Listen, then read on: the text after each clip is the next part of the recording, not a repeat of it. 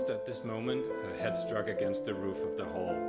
In fact, she was now rather more than 9 feet high, and she at once took up the little golden key and hurried off to the garden door. Poor Alice!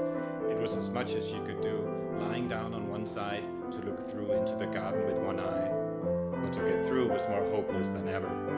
She sat down and began to cry again. "You ought to be ashamed of yourself," said Alice. "A great girl like you," she might as well say this, "to go on crying in this way. Stop this moment, I tell you." But she went on, all the same, shedding gallons of tears, until there was a large pool all round her, about 4 inches deep and reaching half down the hall.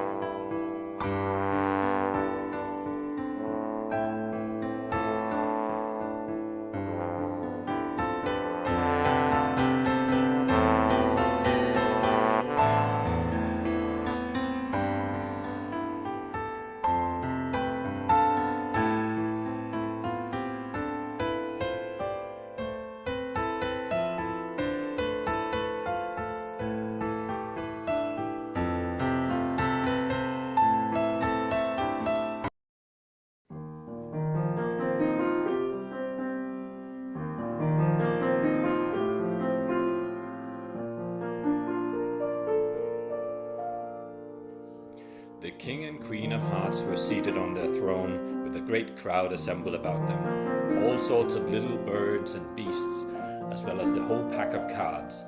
The knave was standing before them in chains, with a soldier on each side to guard him, and near the king was the white rabbit, with a trumpet in one hand and a scroll of parchment in the other. In the very middle of the court was a table with a large dish of tarts upon it. They looked so good that it made Alice quite hungry to look at them. I wish they'd get the trial done, she thought, and hand round the refreshments. But there seemed to be no chance of this, so she began looking at everything about her to pass away the time. "Herald, read the accusation," said the king. On this, the white rabbit blew 3 blasts on the trumpet.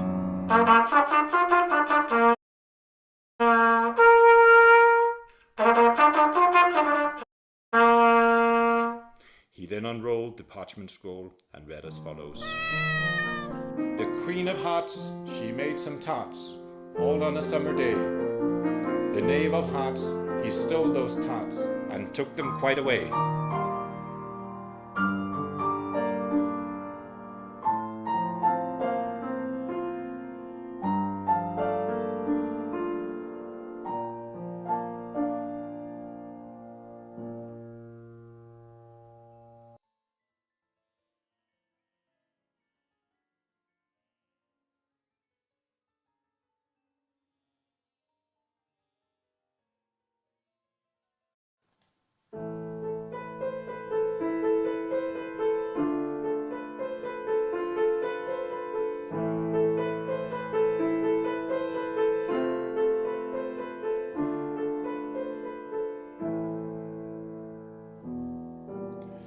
"It's a pun," the king added in an angry tone, and everybody laughed.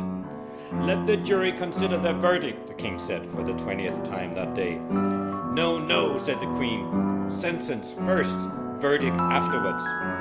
Stuff and nonsense, said Alice loudly. The idea of having the sentence first.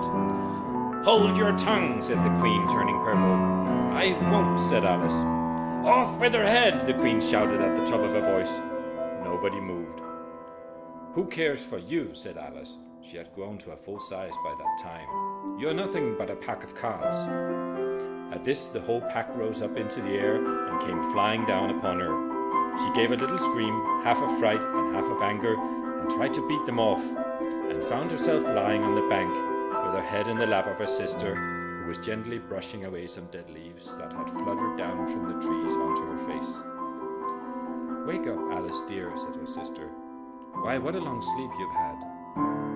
Oh, I've had such a curious dream, said Alice, and she told her sister, as well as she could remember them, all these strange adventures of hers.